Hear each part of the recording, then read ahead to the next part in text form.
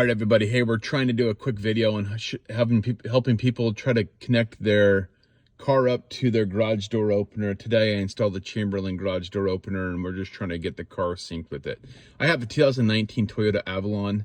I actually just did the same thing with a 2021 Toyota Highlander, and I believe all the Toyotas are the same here, so I'm hoping this helps somebody. So ultimately what happens is there's two steps, main step processes here.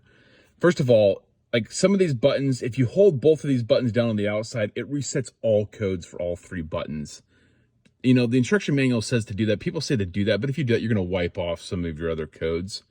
So you need to understand what that impact is. Ultimately, I have this button right here that's linked to that garage door, and I wanted to configure this button to control that garage door, which is the one I just changed today. And so what I'm going to do, this one already has a code in it. Ultimately, what I'm going to do here is I want to erase that code and install another, because I just changed garage door.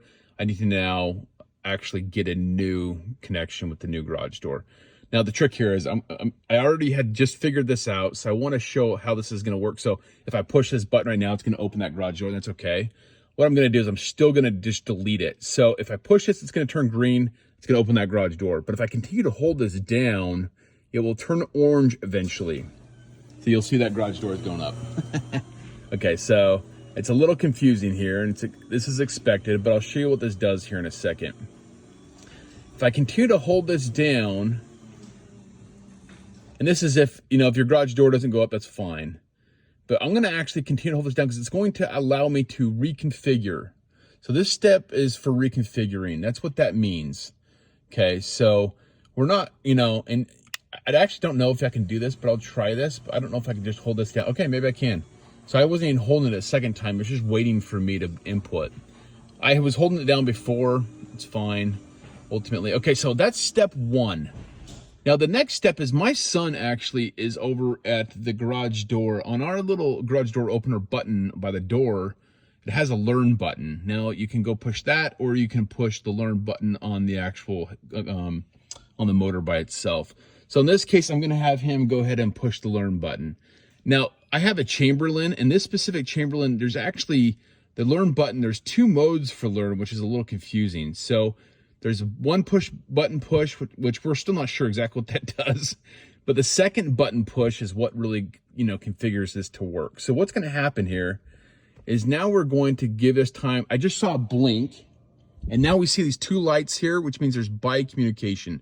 This is the rolling code configuration, right? And so now every time you push this button, it's going to not only communicate with your garage door, but it's going to get the state of your garage door, right? So for instance, I push it now, it's going to open the garage door, but it's also going to say it's going up. And that is indeed what it is doing, right? So there you go. And then I think it ultimately, once the garage door goes all the way up, here in a second, you're going to see, yep, it's all the way up with the green, right? So that is how you configure it.